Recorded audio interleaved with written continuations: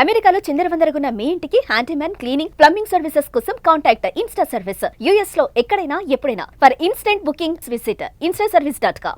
అమెరికాలోని రెండు ప్రధాన డెలివరీ పోస్టల్ సేవల సంస్థలైన United Parcel Service UPS, US Postal Service USPS ఈ ఏడాది వేల సంఖ్యలో ఉద్యోగాలను తగ్గించేందుకు సిద్ధమయ్యాయి.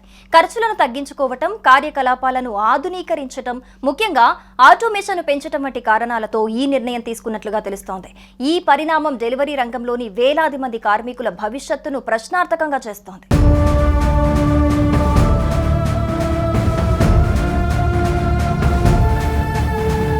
ప్రముఖ లాజిస్టిక్స్ సంస్థ యూపీఎస్ తమ గ్లోబల్ వర్క్ ఫోర్స్ లో దాదాపు 4% అంటే సుమారు 20,000 ఉద్యోగాలను ఈ ఏడాది తొలగించనున్నట్లు ఆ సంస్థ చీఫ్ ఎగ్జిక్యూటివ్ గతవారం ప్రకటించారు. అంతేకాకుండా జూన్ నెలాఖరు నాటికి 73 యూపీఎస్ పంపిణీ కేంద్రాలను మూసివేయనున్నట్లుగా తెలిపారు. తమ పంపిణీ కేంద్రాల కార్యకలాపాలను ఆధునీకరించే దీర్ఘకాలిక ప్రణాళికలో భాగంగా ఈ చర్యలు తీసుకుంటున్నట్లు దాదాపు 400 కేంద్రాల్లో పూర్తిగా లేదా పాక్షికంగా ఆటోమేషన్ ను ప్రవేశపెట్టనున్నట్లు యూపీఎస్ వివరించింది. తమ అతిపెద్ద కస్టమర్ అయిన అమెజాన్ తో వ్యాపార కార్యకలాపాలను 2026 సెకండ్ హాఫ్ నాటికి 50% పైగా తగ్గించుకునేందుకు ఒప్పందం కుదుర్చుకున్నట్లు కూడా యూపీఎస్ ఈ ఏడాది ప్రారంభంలో వెల్లడించింది.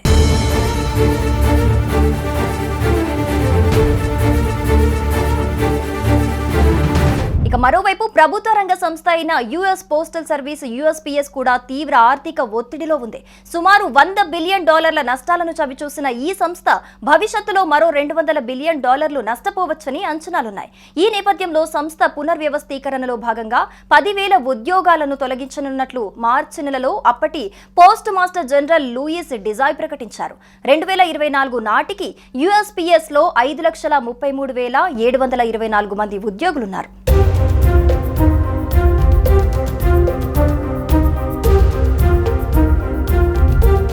అయితే ఉద్యోగాల కోత, ఆటోమేషన్ వంటి చర్యలు చేపట్టినా తమ వినియోగదారుల సేవలకు ఎలాంటి ఆటంకం కలగదని యూపీఎస్ చెబుతూ ఉండగా యుఎస్పీఎస్ సేవలపై మాత్రం కొంత ప్రభావం ఉండొచ్చని నివేదికలు సూచిస్తున్నాయి. దీంతో అమెరికాలో డెలివరీ జాబ్స్ తో తీవ్ర అనిశ్చితి నెలకొంది. ఈ చర్యల కారణంగా అమెరికా ఎకానమీ సైతం దెబ్బతినే అవకాశాలు కనిపిస్తున్నాయని ఆర్థిక నిపుణులు అంచనా వేస్తున్నారు.